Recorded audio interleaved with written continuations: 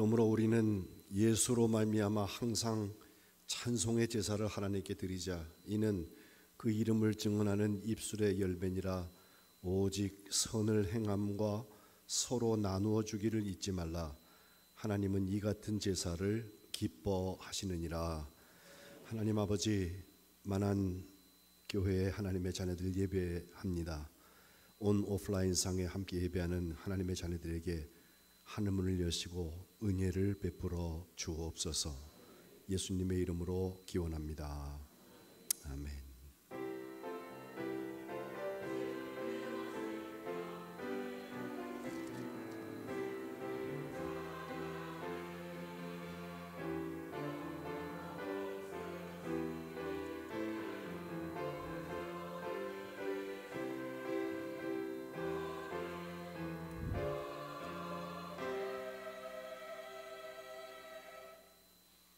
다 일어나셔서 찬송 42장 찬송하겠습니다.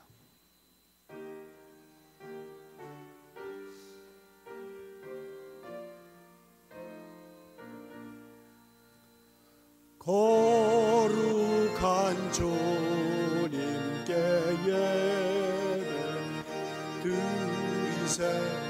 무릎을 꿇고서 영광 돌려 금 같은 순종과 향기로운 겸손을 주님께 바쳐서 경배하세. 주 앞에 삼가서 겸손히 주 너를 언제나 돌보시리. 말씀엔 위로와 기도엔 응답을 내 갈 길 바르게 인도하리. 주 앞에 설 때에 두려워 말아라. 가난한 우리를 도우시리. 보배로운 진리와 온유한 사랑 주님께 다 바칠 귀한 예물. 떨면서 바치는 이 작은 예물. 주님은 귀하게 받으세리. 어두운 밤 지나고 새 아침 맞으니 믿음과 소망을 늘 주시리. 아멘.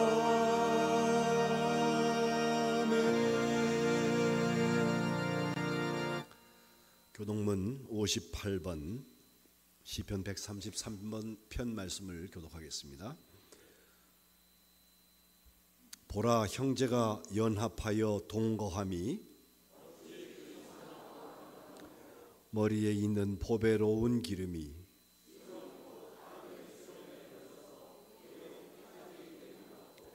홀몬의 이슬이 시온의 산들에서 내림 같도다.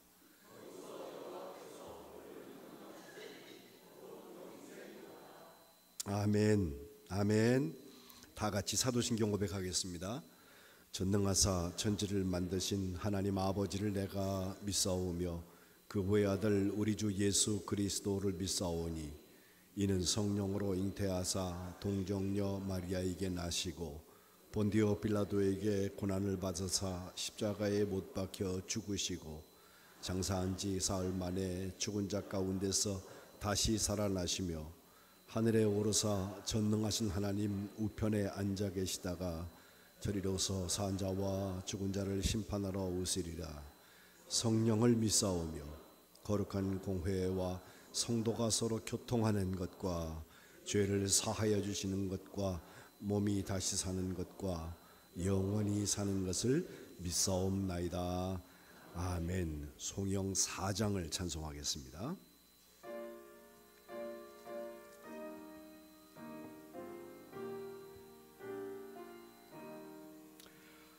성부 성자와 성령 영원히 영광 받으옵소서. 태초로 지금까지 또 길이 영원 무궁 성삼위께 영광. 아멘. 다 자리에 앉으시기 바랍니다. 허판석 권사님께서 대표기도 하시겠습니다.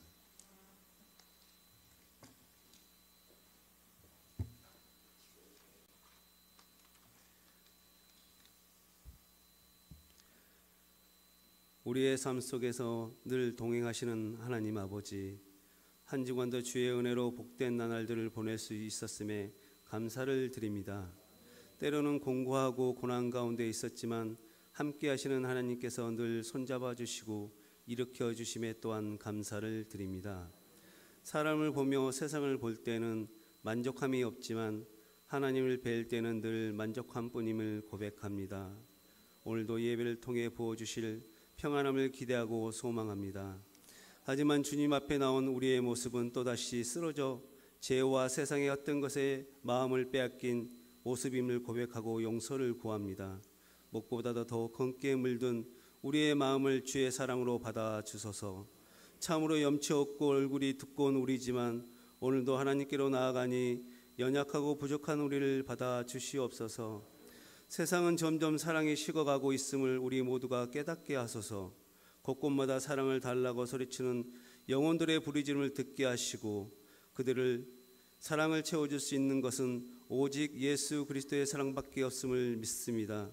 우리 안에서 세상 밖에서 온전히 빛과 소금의 역할을 다하는 우리가 되게 하시고 입술은 닫게 하시고 기도로 감사로 바로서게 하시옵소서.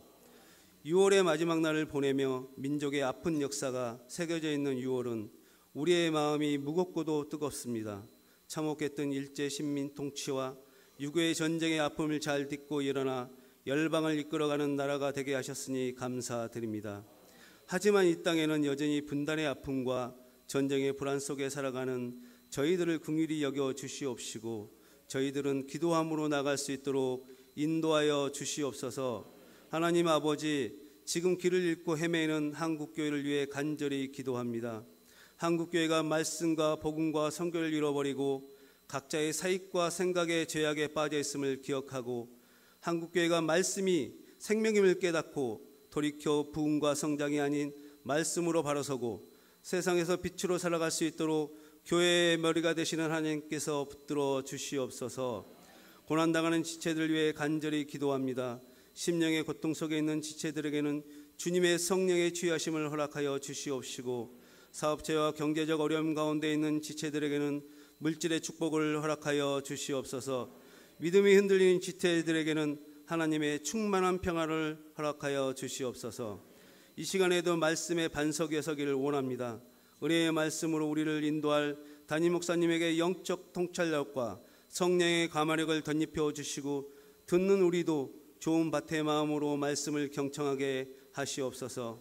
오늘도 찬양으로 영광 드리는 호산나 찬양대와 아삽 찬양팀과 예배를 돕는 방송실, 교육관에서 미래 세대를 위해서 헌신하는 선생님들과 척박한 땅에서 지금도 선교사로 복음과 선교에 힘쓰는 선교사님과 그 가정 위에 또한 수모 봉사하는 모든 손길에 주님께서 주시는 참 평화와 기쁨이 가득 넘칠 수 있도록 축복하여 주실 것을 간절히 원하며 감사드리며 주 예수 그리스도의 이름으로 기도드립니다. 아멘.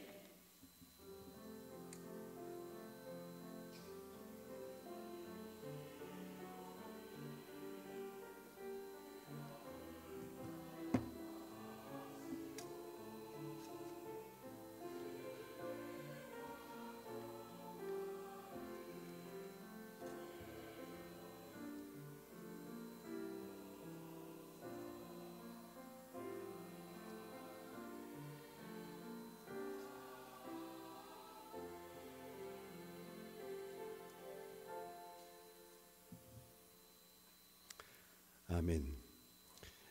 우리 호산나 성가대 하나님께 영광을 돌리는 찬양을 드리겠는데, 주보에는 선한 능력으로 나왔지만 거룩하신 왕이라는 찬양으로 하나님께 영광을 돌리겠습니다. 죄송합니다. 찬송 한 장 불러야죠. 220장 사랑하는 주님 앞에 찬송하신 후에 우리 찬양을 찬양하겠습니다.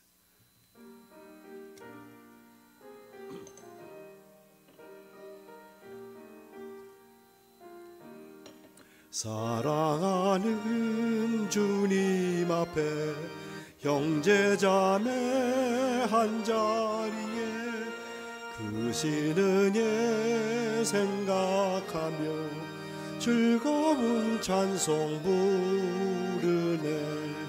내 주 예수 본을 받아 모든 사람 내 몸같이 환난 근심 위로하고 진심으로 사랑하세.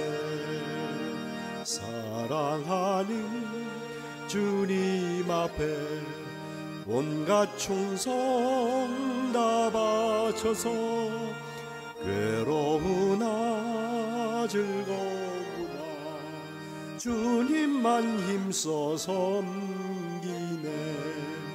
우리 주님 거룩한 손 제자들의 발을 씻어 남 섬기는 종애로를 몸소 행해 보이셨네. 사랑하는 주님 예수 같은 주로 섬기나니 한 피바다 한 몸이루 형제여 친구들이여 한 몸같이 친밀하고 마음으로 하나 되어 우리 주님 크신 뜻을 지성으로 준행하세. 거룩하신 왕 하나님께 찬양을 드리겠습니다.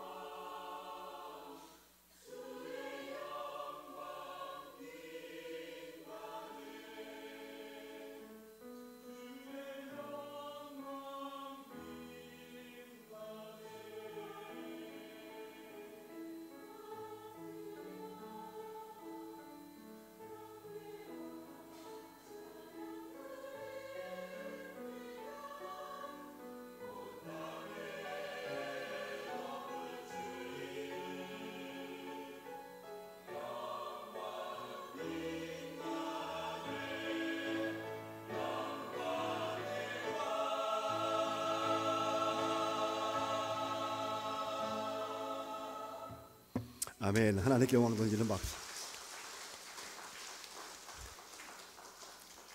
거룩하신 왕 되신 주님께서 이 찬양을 받으신 줄로 믿습니다. 하나님의 말씀을 봉독하겠습니다. 신약성경 고린도후서 8장 1절부터 7절까지 말씀을 제가 받들어 읽겠습니다. 신약성경 293면에 기록되어 있습니다. 봉독합니다. 형제들아, 하나님께서 마게도냐 교회들에게 주신 은혜를 우리가 너희에게 알리노니 환난의 많은 시련 가운데서 그들의 넘치는 기쁨과 극심한 가난이 그들의 풍성한 연보를 넘치도록 하게 하였느니라. 내가 증언하노니 그들이 힘대로 할 뿐 아니라 힘에 지나도록 자원하여 이 은혜와 성도 섬기는 일에 참여함에 대하여 우리에게 간절히 구하니 우리가 바라던 것뿐 아니라 그들이 먼저 자신을 주께 드리고 또 하나님의 뜻을 따라 우리에게 주었도다. 그러므로 우리가 디도를 권하여 그가 이미 너희 가운데서 시작하였은즉 이 은혜를 그대로 성취하게 하라 하였노라. 오직 너희는 믿음과 말과 지식과 모든 간절함과 우리를 사랑하는 이 모든 일에 풍성한 것 같이 이 은혜에도 풍성하게 할지니라. 아멘. 이는 하나님의 말씀입니다. 오늘 예배하시는 우리 만안교회 모든 교우들, 하나님께서 이 장마 중에도 건강 주시고 또 이 예배를 받으시는 하나님께서 갑절의 은혜를 주시기를 축복합니다. 미국에 있는 한 교회 이야기를 하겠습니다. 미국 텍사스주에 있는 큰 교회인데, 미국 교회들이 큰 교회는 가보면요, 한 블록 전부를 다 교회로 쓰고 있는 곳들도 있고, 이 교회도 굉장히 넓은 땅을 소유하고 있었습니다. 어느 날 그 교회에서 유전이 발견됩니다. 유전 뭔지 아시죠? 예, 기름 나오는 거. 마침 교인들 중에 시추 전문가가 있어서 그 땅을 조사를 해보니까 매장량이 어마어마하고 경제성도 아주 뛰어나다는 평가를 냈습니다. 교회가 전 교인 총회를 열었습니다. 그리고 만장일치로 딱 두 가지 결정했는데, 첫째, 지금 발견된 이 유전의 소유권은 발견 직전까지 등록한 교인들의 공동재산으로 하고 거기서 나오는 수익은 모든 교회들이 n분의 1로 똑같이 분배한다. 두 번째, 오늘부터 새가족 등록 받지 않는다. 얼마 되지 않아서 그들의 신앙생활에 여러 가지 문제가 생기고 결국 그 교회는 공중분해되고 말았다는 이야기입니다. 지난주에 우리가 53주년 예배 드렸죠. 창립 53주년. 제가 온 지 얼마 안 돼서 새가족이라서 뭐 이거 하자 저거 하자 얘기하지 않고 조용히 감사하는 기도 드리고서 말았는데, 한국 교회가 교회들마다 역사가 몇 년 됐다는 얘기들 하죠. 근데 아무리 긴 교회도 140년 넘은 교회는 아직 없습니다. 한국에는. 1885년도 혹은 84년도에 첫 교회가 시작됐다고 보니까 140년 된 교회가 없어요. 저도 꽤 오래된 교회에서 자라났고 또 오래된 교회에서 교회를 섬겼기 때문에 오래된 교회 행태를 제가 잘 알아요. 그런데 100년 넘은 교회에 있다가 외국을 나가보니까요, 특별히 유럽에는 감리교회가 시작되기 전부터 시작된 교회들도 동네에 다 있고요. 심지어는 종교개혁 때부터 있던 교회들도 주변에 있는 것을 보았습니다. 역사의 길이로 교회의 크기를 말할 수는 없습니다. 보통 목사님들이 교회 크기를 얘기할 때 예산, 결산 혹은 교회의 재산이 얼마나 되나 이런 것을 관심 갖는 분들이 계세요. 부동산은 몇 평이고 1년의 예결산이 얼마고, 그것도 물론 교회를 측량하는 한 기준이 될지 모르겠습니다. 그런가 하면 교인들이 몇 명이냐, 그게 교회의 크기를 결정하는데 굉장히 중요한 통계가 됩니다. 등록 교인이 몇 명이냐, 그리고 실제로 주일에 오는 사람들은 몇 명이냐. 그만큼 중요한 것 하나는요, 매주 새 가족이 교회를 등록하고 있느냐, 이것도 중요한 일이죠. 또 새 가족은 둘로 나뉘어서 다른 교회에 있다가 우리 교회로 온 사람들도 있을 수 있고, 전혀 예수 믿지 않다가 혹은 낙심했다가 다시 예수를 믿기 시작하고 예수님을 인격적으로 만나는 사람들이 늘어나는 교회, 사실은 그게 진짜 교회일 것입니다. 또 하나는 이 교회의 미래 교인은 어디에서 몇 명이 준비되고 양육되고 있나. 사람의 크기는 사랑의 크기다라는 말이 있습니다. 키가 얼마나 크냐, 얼마나 높은 지위에 있느냐가 아니라 정말 그가 사랑하는 사람이냐.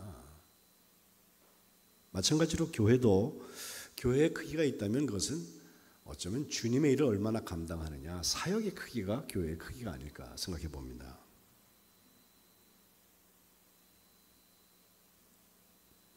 처음 교회 때 성령이 오셔서 사람들이 성령이 말하게 하심을 따라서 말하기 시작했죠. 놀랍게도 거기 와 있던 외국 사람들이 자기네 동네 말로 말을 알아듣기 시작을 했어요. 그래서 혼란이 오기 시작했는데 거기다 대고 사도행전 2장에 베드로가 오순절 설교를 하거든요. 그 설교가 상당히 짧습니다. 23, 23절밖에 되지 않아요. 너희가 죽인 예수님 그분이 우리의 그리스도다, 구원자다는 말씀인데, 그 얘기를 듣고 거기 있던 많은 사람들이 찔림을 받아갖고 형제들아 우리가 어떻게 하면 좋겠냐라고 묻거든요. 그때 베드로가 복음을 전하는 거예요. 회개하고 예수 그리스도 이름으로 세례를 받아라. 그러면서 너희가 이 패역한 세대에서부터 구원받아라 라고 선언을 하는데, 그 얘기를 듣고 그날 회개하고 돌이킨 사람들이 3,000명이 되었다라고 사도행전 2장은 말하고 있습니다. 그 41절 이후에 있는 말씀을 보면 처음 교회의 모습이 나타나는데, 여러분 이게 남의 일로 생각될 때는 3,000명이 하루에 회개한 게 별거 아닌 것 같지만, 여러분 우리 교회 좌석이 한 400석 된다고 그래요. 제가 안 세웠는데 400석쯤 된대요. 3,000명이 오면요 400석씩 7번을 가득 채워서 예배를 드려야 돼. 그죠? 아닌가? 제가 셈을 잘못했나?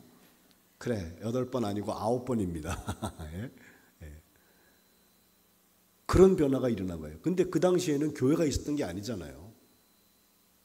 생각해보면 어마어마한 일인데, 그 사람들이 42절, 2장 42절에 보면 처음 교회의 모습이 나와요. 사도의 가르침을 받았다. 마이크 없었습니다. 근데 사도들이 가르칠 수 있었어요. 또 서로 교제했다라고 하는 게 나와요. 교제. 또 떡을 떼면서 오로지 기도하기를 힘썼다라고 했는데, 원문을 그대로 좀 읽어보면요, 이제 그들은 사도들의 가르침을 받았고 교제하고 떡을 떼며 기도하는 일을 집중적으로 계속했다, 이렇게 번역하는 것이 맞습니다. 여기 교제가 뭐냐 말이에요. 오늘 이 교제에 대한 얘기 하려고 그래요. 지난 2주 동안 제가 예배에 관계된 얘기를 했죠. 교회의 5가지 기능 중에서 예배, 그 다음에 교제, 그 다음에 큐리구마라고 해서 말씀을 선포하는 거, 그리고 교육하는 것, 가르침이죠. 그리고 마지막으로 섬김과 봉사, 이렇게 5가지 기능을 가지고 있는데, 이 코이노니아라고 하는 교제, 그 원어를 뜻을 잘 풀어보면요 3가지 중요한 단어가 나오는데, 첫 번째는 친교입니다. 마치 우리가 다 만한 교회의 식구들이다, 몸된 지체들이다 싶어서 서로 동질성을 가지고선 함께 동료의식을 공유하는 것. 특별히 이것은 바깥 사람들이 보고 있는 교제와 전혀 달리 그리스도 안의 교제, 성령의 교통하심, 성도의 교제, 성도의 교통하심. 우리 사도신경에도 성도들이 교통하는 것과 이거 믿는다고 그러잖아요. 그 교통 교제가 다 친교입니다. 두 번째 뜻은 참여라는 뜻을 가지고 있는데, 참여는 예수님의 고난에 우리가 참여한다 할지, 성찬을 할 때 예수님의 몸과 피를 받으면서 우리가 참여한다라고 표현하잖아요. 그 참여, 커뮤니언 혹은 파티시페이션, 영어로 말하는 참여, 내가 여기 들어가는 것을 말합니다. 그리고 세 번째, 여러분 잘 생각지 않는 이야기인데, 이것이 연보라고 되어 있습니다. 오늘 고린도 후서 8장을 읽었는데 8장과 9장에 보면 연보에 대한 설명들이 잘 나와요. 젊은 분들은 연보가 뭔지 잘 모르실 거예요. 이거 분담해서 돕는 걸 말해요. 우리가 객출한다고도 하고 출염한다고도 하는데 뭐 좀 있는 사람은 더 많이 내기도 하고 없는 사람은 적게 내기도 하는데 결국 다 거기 참여하는 것을 말하는데 이것이 헌금하고 어떤 때는 좀 혼동되기 때문에 제가 오늘 구분해서 설명해 보고 싶어요. 연보라는 한자를 보면요, 연자는 버린다는 뜻을 가진 버릴 연이라 했고 저 보자는 돕는다는 뜻입니다. 도울보. 그래서 돕기 위하여서 내가 낸다, 버린다는 것을 말합니다. 함께 돈을 나누어서 낸다 말씀드린 출염과 같은 뜻을 가지고 있는데 그런가 하면 그 옆에 있는 헌금이라는 말은요, 금, 뭐 이건 우리가 돈이라고 말할 수도 있겠죠. 그것을 드린다 하는 뜻을 가지고 있죠. 하나님께 우리의 물질을 드린다. 헌금과 연보는 같은 것 같아요. 우리는 예배 중에는 딱 한 번 헌금 시간이 있으니까 봉헌할 때 같이 하게 되는데 내용적으로 보면요, 연보는 그래도 사람을 돕는 거예요. 그리고 헌금은 하나님께 드리는 것입니다. 예배 중에 우리가 하나님께 드리는 게 찬양도 드리고 기도도 드리지만 물론 봉헌을 같이 하지 않습니까? 그런가 하면 하나님으로부터 받는 것도 있어요. 은혜도 받고 말씀도 받고 축복도 받고 이 예배 기능이 하나님께 드리고 하나님으로부터 채운다라고 하는 말씀은 제가 이미 드렸는데 여기 헌금 봉헌 중에서 우리 많은 교회에 제가 헌금들을 다 들여다봤더니 이웃사랑 헌금이라는 게 있어요. 여러분 보셨죠? 네, 그 이웃사랑 헌금의 특징은 연보에 가깝습니다. 이웃을 사랑하는, 뭐 다른 교회에서 구제헌금이라고도 말하기도 하고요. 또 더러 내게 하여튼 기쁜 일이나 기념될 만한 일이 있어서 우리 교우들 전부를 친교실에서 식사하시는 식사를 접대하는 분들 계시죠? 그것도 어쩌면 연보의 성을 가지고 있을 것이고 성미도 어떤 면에서는 연보성을 가지고 있을 것 같습니다. 근데 제가 목회를 좀 해보니까 교우들 중에 꼭 무기명으로 헌금하는 분들이 계세요. 뭐 무기명으로 해야 될 만한 특별한 이유가 있는 분들도 제가 알아요. 근데 그렇지 않은 분들 중에서 무기명으로 하면서 꼭 하시는 말씀이 왜 무기명으로 하십니까? 라고 여쭤보면 내가 이름을 쓰면 내 이름이 드러난다는 거예요. 그래서 하나님께 드리는 예물을 어떻게 내 이름을 써가지고서 하나님도 아시는데 뭐 이래가면서 하시는 말씀이 성경에도 나오기를 오른손이 하는 일을 왼손이 모르게 하라고 그러셨잖아요. 그렇게 얘기해요. 그래서 제가 그 말씀이 어디 있습니까? 그랬더니 마태복음 6장 찾아봅시다 하고 3절을 읽어보니까요. 저기 나오죠. 언제? 헌금할 때가 아니라 너는 구제할 때, 구제할 때. 예? 하나님께 드릴 때 이름을 써라 말하라는 얘기가 아니라 구제할 때 은밀하게 하라는 거예요. 어떻게 오른손이 하는 일을 왼손이 몰라요. 은밀하게 구제하는 사람을 은밀한 중에 보시는 너의 아버지께서 갚으신다. 예수님이 하고 싶은 얘기는 은밀하게 하라는 거예요.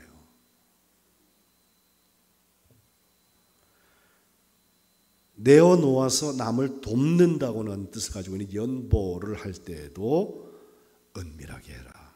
은밀하게 해라. 내가 이만큼 했다고 자랑하지 말아라. 그런데 예수님은 그렇게 가르치셨는데 결국 사도 바울에게, 고린도 후서는 사도 바울이 썼으니까 사도 바울에게 넘어와서 연보에 대한 설명을 할 때 가만 보니까요, 바울은 헌금에 대한 얘기는 거의 안 해요. 연보에 대한 얘기는 굉장히 많이 합니다. 특별히 9장과 10장에 8장과 9장에 고린도 후서에 잘 설명해 주고 있는데 오늘 1절에 보니까요, 하나님께서 저 마게도냐에 있는 교회들에게 주신 은혜를 지금 내가 고린도 교회에다가 설명한다, 알려준다라고 1절에 시작을 하고 2절에 보니까 그 사람들이 아주 평안하고 뭐 믿음이 좋고 기업이 잘 되고 그래서 드린 게 아니라 환난에 많은 시련을 겪고 있는 사람들이야. 그런데 그들에게 기쁨이 넘쳐. 아니 환난 받는 게 뭐가 좋아서 그렇게 기뻐하는지 모르겠어. 근데 사실 그렇더란 말이죠. 다른 하나는 가난이 극심하게 찾아와서 그들이 정말 먹을 것도 없는 상황인 것 같은데 그들이 드린 연보를 보니까 풍성한 연보를 넘치도록 했다라고 되어 있어요. 이거 제정신이 아닙니다. 정상적으로 경영하는 사람들에게는 이것이 말이 안 되는 이야기인데 왜 그렇게 풍성한 연보가 가능했을까?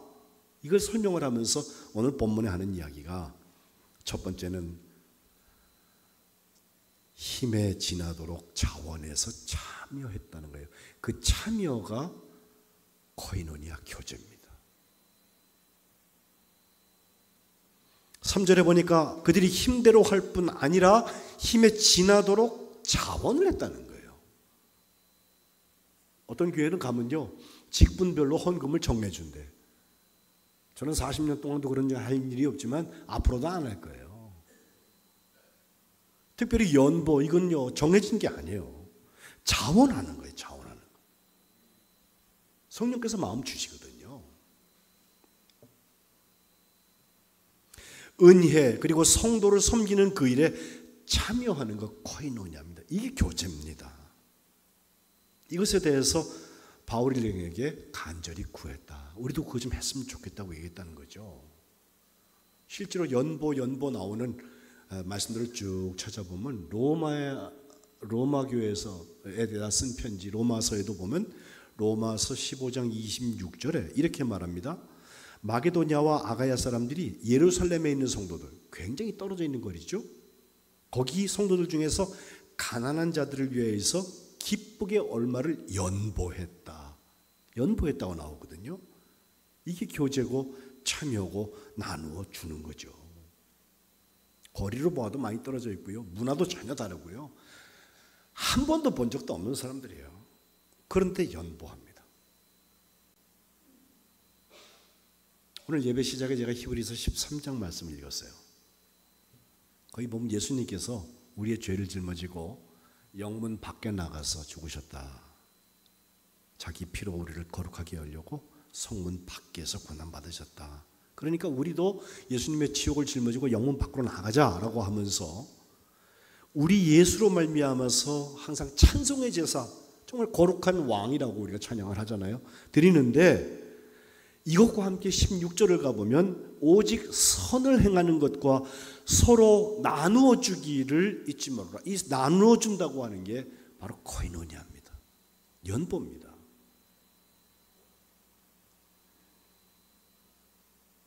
제가 주일 예배는 예배가 교회에서 끝나는 게 아니라 여기서 시작된다.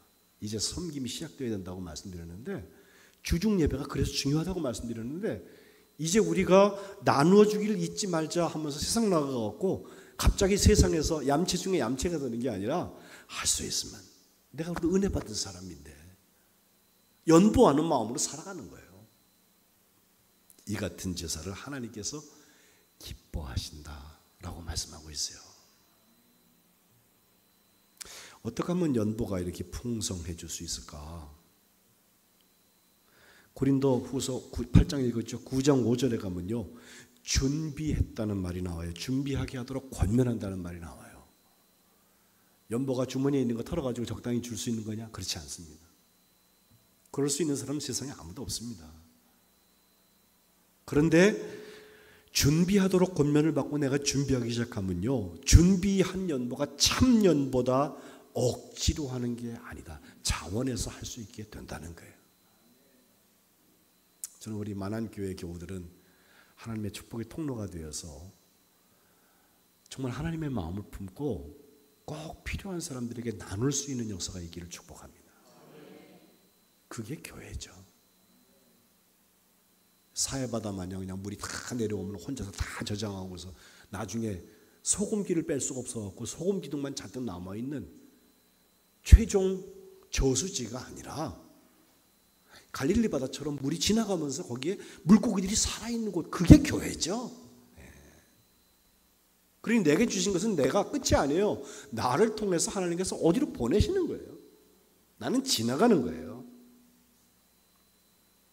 그래서 자원하여서 함께 참여하는 거예요. 두 번째 제일 중요한 원리는 오늘 보면 5절에 나와요. 이건 뭐라고 되어 있냐면요. 5절 보니까 5절 한번 읽어볼까요? 저기 보이세요? 시작. 우리가 바라던 것뿐 아니라 그들이 먼저 자신을 주께 드리고 또 하나님의 뜻을 따라 우리에게 주었더라. 아멘. 먼저 자신을 드린 사람이 연보하는 거예요. 우리가 헌금하면 내가 하나님께 드려진다고 생각하잖아요. 연보하면 내가 하나님께 쓰임받았다고 생각하잖아요. 아니에요. 내가 드려진 사람이 연보하는 거예요. 먼저 자신을 주께 드린 사람이 하나님의 뜻을 따라서 우리에게 연보했다는 거예요. 풍성한 연보는 돈이 많은 부자가 하는 게 아닙니다. 자기 자신이 주께 드려진 사람이 풍성한 연보를 감당할 수 있는 것입니다. 하나님의 뜻을 따라서 드려지는 거, 그게 풍성한 연보예요. 지난주에 들은 얘기 중에서 가격이 중요하냐 가치가 중요하냐 하는 얘기를 해요. 오늘 헌금 찬송할 때 우리가 막달라 마리아가 300데나리온의 기름을 부었다, 그 찬송을 부를 건데요. 그 300데나리온이 가치냐 가격이냐의 이야기예요. 가격으로 얘기하면 그것도 꽤 많은 돈이에요. 그래서 제자들 중에는요, 왜 300데나리온 그거 가지고서 가난한 사람 나눠줘야지, 연보해야지, 왜 예수님한테 부어? 허비했다, 이렇게 말하는 사람들이 있어요. 그건 세많은 가격이에요. 근데 마리아에게는 이제 예수님이 십자가 지시기 전에 예수님한테 향유를 붓는 일이 너무 소중한 가치예요.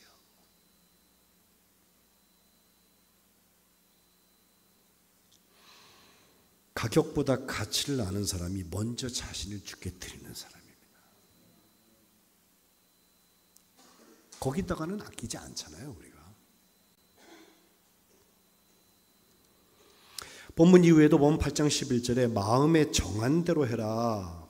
할 마음만 있으면 있는 대로 받으실 것이고 없는 것은 받지 않으실 것이다 라고 되어 있는데, 이 얘기는 뭐 빚내가면서 하라는 게 아니에요. 하나님께서 없는 것까지 바치는 거, 그거 바라지 않으신다. 우리 세번역에는 그렇게 이것을 번역을 했는데, 기쁜 마음 가지고 각자 자기의 형편에 맞게 드리면 하나님께서 기쁘게 받으신다는 얘기예요. 9장 6절에도 가면요, 적게 심은 자는 적게 거두고 많이 심은 자는 많이 거둔다는 말의 뜻을 설명해요. 이건 헌금은 무조건 많이 하는 게 좋다, 그런 뜻이 아닙니다. 각각 그 마음에 정한 대로 해라. 인색해서 하지 말라. 또 억지로 하지 말라. 이게 다 연보에 대한 이야기입니다. 아유, 뭐 연보하면서 아까워 하면서 저걸 아껴갖고 딴 데 써야 되는데, 이런 생각으로 연보하지 말라는 거예요. 또 억지로 하는 사람들은 마지못해서 합니다. 체면 때문에 합니다. 아닙니다. 내가 나 자신을 드렸기 때문에 마음에 정한 대로 드리는 그 연보, 하나님을 기쁜 마음으로 드리는 축복의 통로가 되는 것입니다. 오늘 처음으로 우리 교회 오셨는데 제가 오실지 모르고 사실 이 말씀을 준비했어요. 제가 6년 전에 제 장인이 돌아가셨습니다. 2018년 4월 30일이었는데, 근데 소천된 다음에 그 하관식을 5월 2일 날 하고서, 제가 하관을 하고서 바로 5월 2일 날 오후 비행기로 아프리카를 가게 돼 있었어요. 선교지 탐방하러. 그래서 이제 비행기를 타고 그 하관한 데서부터 바로 공항에 가가지고 비행기 타고 갔는데, 먼저 케냐를 가려고. 근데 오늘 오신 우리 권사님께서 저랑 꽤 오랫동안 믿음 생활을 같이 하시는데, 그 선교여행 가는데 제게 봉투를 하나 주세요.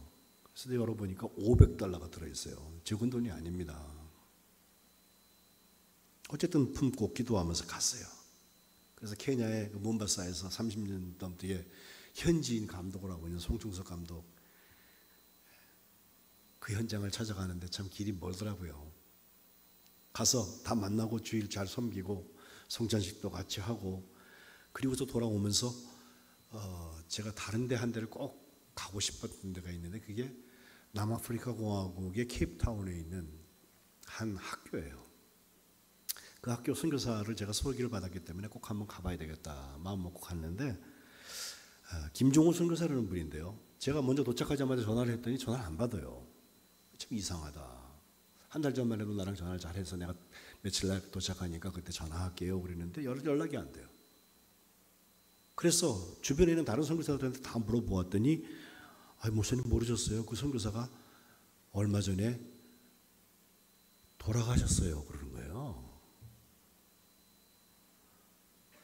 그래서 천국 가신 후에 그 아프리카 제일 남쪽에 있는 케이프타운의 희망봉가 앞에 거기다가 화장해서 그 남편을 뿌리고 그 부인 되시는 선교사님하고 딸 둘이서 그냥 앞길이 깜깜하잖아요. 어떻게 해야 되나? 이제 여기서 사역 접고 돌아가야 되나? 바로 그때 제가 그 현장을 찾아가게 됐어요. 한 번도 본 적이 없는 분들이에요. 그때까지. 내 마음에 주님께서 그 봉투를 전해주라는 말씀을 제게 주셔서 $500를 이렇게 전달을 했는데 제가 그때 한 말이 있어요. 이거 선교비로 쓰지 말고 선교사의 미망인 된 부인하고 두 딸을 위해서 꼭 쓰십시오. 그랬더니 그 선교사님이 하시는 말씀이 돌아가신 남편이 딸 위해서 옷장을 하나 잘 꾸며주겠다고 말씀을 하셨는데 그거 못하고 중국 가셨다는 거예요. 그게 다 장례를 마친 다음에 딸이 하도 아빠 얘기를 많이 하길래 아빠가 해주려고 그러던 거 좀 해줬으면 어떻게 참 좋겠다 싶어서 목소리를 불러갖고 견적을 냈는데 그 견적이 500불이 나왔는데 500불이 없어 돈이. 그래서 그 목사한테 나중에 돈 생기면 부를게요 라고 보냈는데 그 다음날 제가 나타나갖고 봉투를 줬는데 열어보니까 500불이야. 하루 만에 응답받았다고 그러면서 그 선교지를 지금까지 지키는데 지나간 6년 동안 고등학교 건물 큰 걸 짓고 아이들하고 매일매일 신나게 복음을 전하면서 그렇게 사역을 하고 있습니다. 소름 끼치도록 정확하신 하나님, 어쩌면 풍성의 의미는 거기 있을 거예요.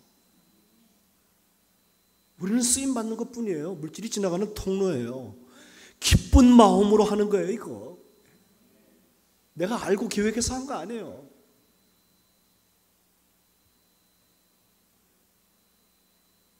그리고 이것은 결국 우리에게 풍성한 연보를 더 풍성하게 해서 풍성한 은혜의 자리까지 데리고 갈 것입니다.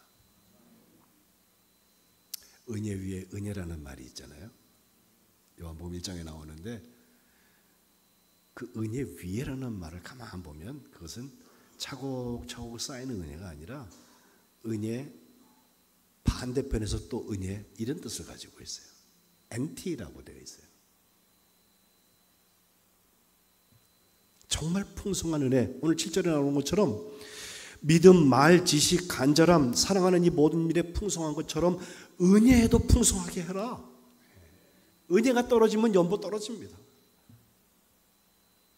저는 우리 만안교회가 헌금도 잘해야 되지만 이 연보의 역사가 일어났으면 좋겠어요. 주님이 귀히 여기시거든요. 그걸. 9장 8절에 가보면 하나님께서 모든 은혜를 너희에게 능히 넘치게 하신다 라는 말씀 나오고 11절에 가면 그 은혜가 넘치는 것은 결국은 넉넉하여서 너그럽게 연보하게 될 텐데 우리가 하나님께 감사하게 한단 말이에요. 은혜가 있는 곳에 감사가 있습니다.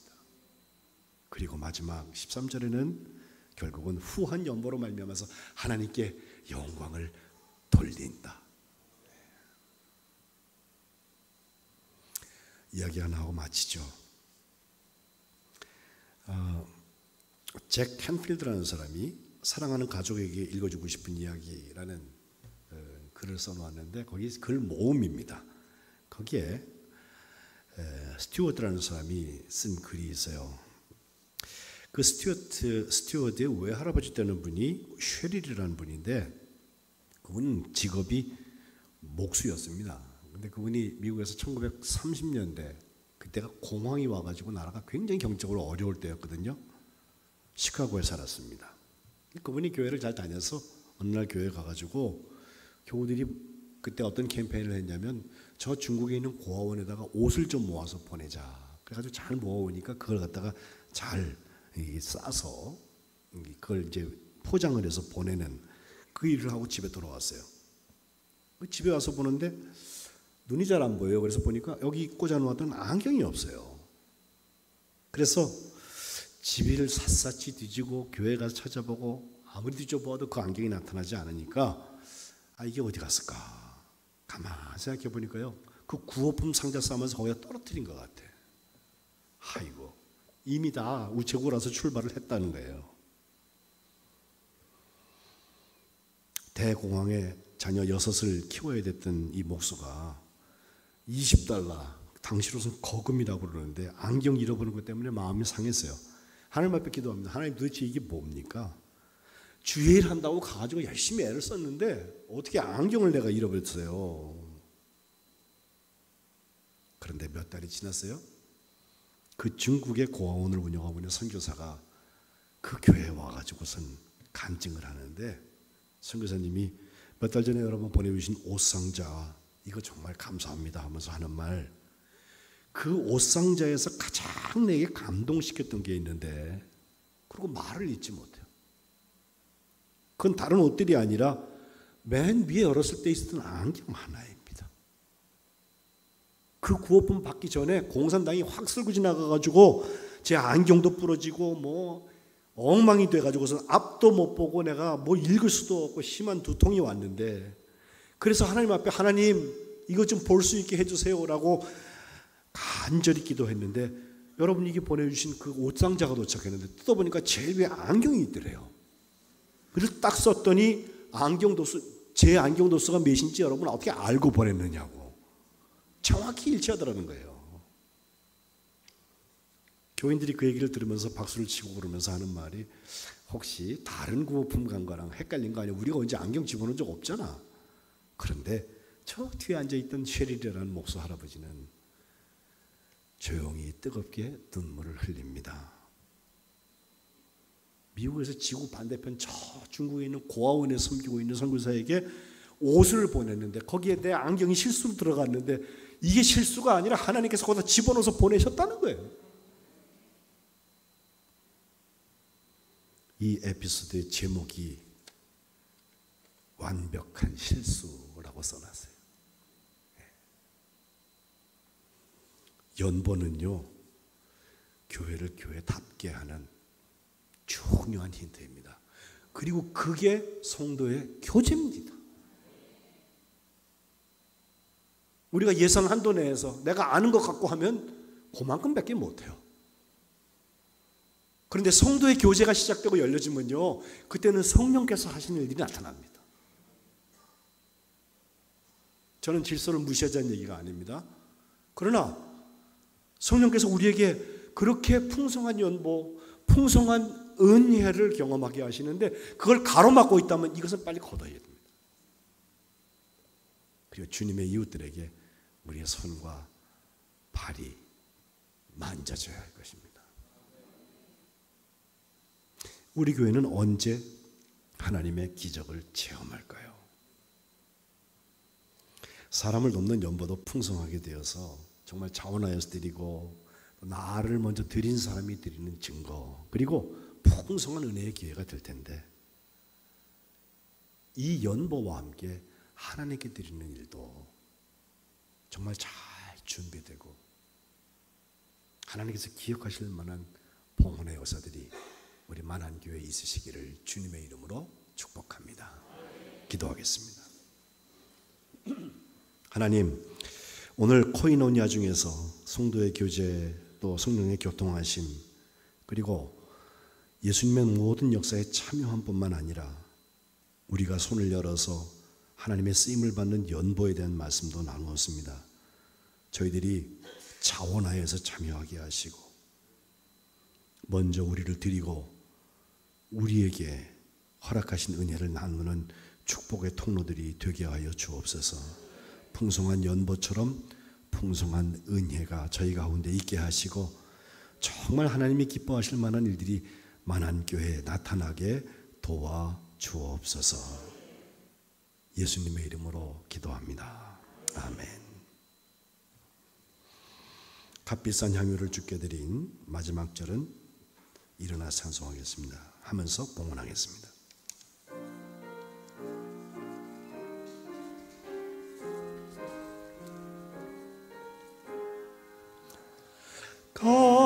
비싼 향유를 주께 드린 막달라 마리아 본받아서 향기로운 산제물 주님께 바치리. 사랑의 주 내 주님께 연약한 자에게 힘을 주고 어두운 세상에 빛을 비춰 성실과 인내로 내 형제 이끌리. 사랑의 내 주님께 두려운 마음에 소망 주고 슬픔에 쌓인 자 위로하며 길 잃은 자들을 친절히 이끌리. 사랑의 주 내 주님. 일어나서 마지막 절 인생의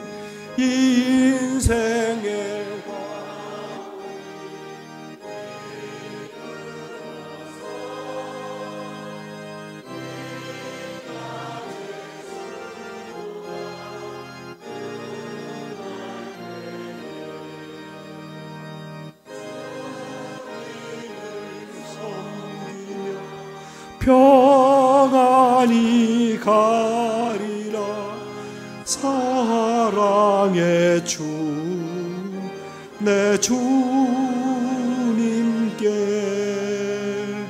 아멘.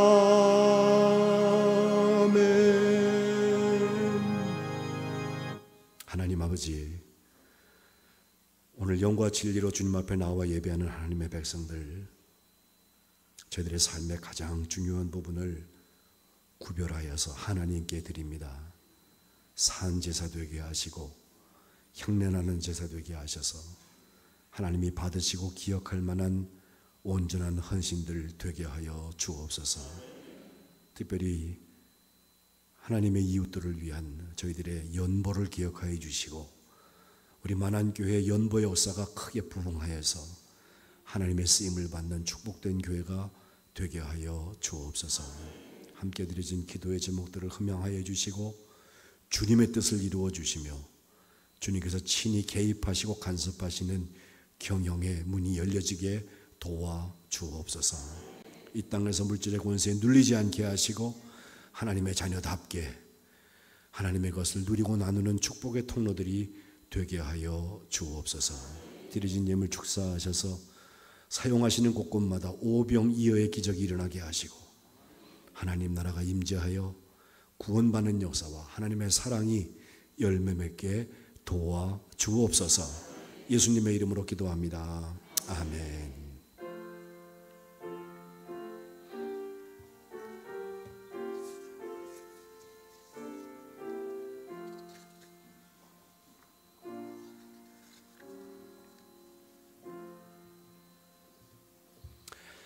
자리에 앉으시죠. 교회 소식 드리겠습니다. 오늘 오신 모든 분들을 주님의 이름으로 환영합니다. 광고 기록된 순서대로 제가 그냥 광고하겠습니다. 오늘 점심 애찬은 7조에서 수고하실 텐데 역시 감사드리고요. 애찬 후에 1시부터 1시 35분까지 개별 속회를 모인 후에 오후 예배 드리도록 하겠습니다. 네 번째 광고는 제가 장로님들하고 의논하고서 여러분께 광고를 드리는데 지금 여름이 되면 우리나라의 전력이 모자라요. 그래서 나라도 전력을 아끼자고 하는데 우리 감리교회가 이 시책에 또 그린 운동구도 있고 해서 함께 하고 있습니다. 전기 사용량 10% 줄이기를 하는데 먼저는 7월과 8월에는 넥타이 매시고 오시는데요. 내일부터는 안 메고 오셔도 괜찮습니다. 꼭 메셔야 되는 분들은 메고 오셔요.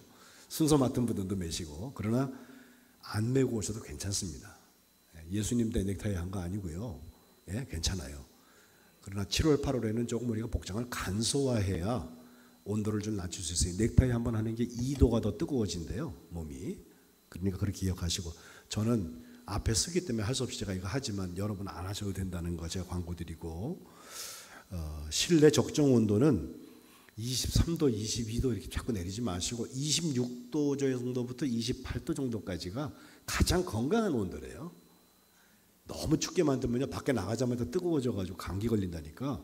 여러분 유념하시고 전기 사용량 10% 줄이기 운동에 참여해 주시기를 바랍니다. 교회 교육관을 비롯하여서 다 모든 자리를 지나간 다음에 맨 마지막 나가는 사람은 꼭 불을 끄고 가시는 것도 잊지 마시고요. 그렇게 해서 나라가 전기를 아껴야 될 것 같습니다. 이상기온이 오는 이유 중에 하나가 이런 자원의 문제에서부터 오는 것을 여러분 다 알고 있지 않습니까? 자, 5번째 광고는 내일 7월 1일이 되어서 첫날 새벽에 우리 함께 예배드리는 거 계속 하겠습니다. 5시 30분에 오시면 7월달 하나님 앞에 맡기고 정말 승리하기 위해서 함께 예배하는 시간이 되었으면 좋겠습니다. 내일 11시에는 안양지방교육자회가 있겠고요. 금요기도회는 사랑사속에서, 다음 주는 기쁨 일속에서 맡아서 감당하겠습니다. 여러분 예배 주보 속지로 삽지되어 있는 맥주 감사, 제가 우리 교회 와서 처음 해보는데요. 7월 첫 주일에 보통 우리가 맥주 감사하죠. 상반기에 있었던 하나님의 일들을 감사하면서 하반기를 맡기면서 감사하는데 잘 준비하셔서 돌아오는 주일에 봉헌하시면 되겠습니다. 환자와 긴급 신방 신청을 받는데 교회 사무실에 말씀해 주시길 바라고요. 10번째 우리 섭섭한 소식이 하나 있죠. 전사님 앞에 나오시죠. 이옥자 전사님.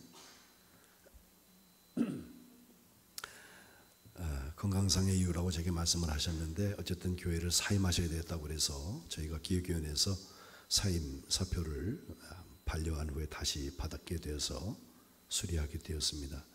오늘 6월 마지막 날로 우리 교회 5, 6개월 정도 섬기셨는데 마지막 인사를 드리겠습니다. 전해주시죠. 제가 잠깐 기도할까요? 기도합시다. 하나님, 이옥자 전도사 우리 젊을 때에도 우리 교회를 섬겼는데 이제 16개월 이 교회를 같이 섬기다가 사역을 중단하게 되었습니다. 하나님의 딸이오니 하나님께서 붙잡아 주시고 우리의 헤어지는 마음이 다 섭섭하지만 하나님 나라를 함께 살아가는 축복된 성도의 교제 허락하여 주옵소서. 주님께서 강건케 하시고 남은 여생에 더 복된 일로 가득 채워 주옵소서. 예수님의 이름으로 축복하며 기도합니다. 아멘. 전달해 주시죠. 여러분 큰 환송의 박수를 드리기 바랍니다. 고맙습니다. 인사 한번 하시고 자리에 들어가시죠. 예배 마치신 후에 같이 인사하실 때 여러분 인사해 주시기 바랍니다. 오늘 강단장식은 우리 박은순 장로님께서 자녀의 생일을 감사하셨고요. 교회 행사 일정 또 생일 축하 금주의 김민환, 박혜림, 서정옥 세 분을 축하드립니다. 중보기도 하던 우리 어린이 산이는 이제 갑자기 또 괜찮아졌다고 그래서 중보기도 명단을 뺐지만 기도해 주시고요. 김용순 권사님은 종합병원에서 퇴원하셔서 3번에 있는 힘정형외과에서 재활치료 중에 계십니다. 퇴원하실 때까지 건강하게 회복하시게 기도해 주시기를 바랍니다. 이상입니다. 우리 다 일어나셔서 주 믿는 형제들 찬송하시고 축도하고 배회하겠습니다.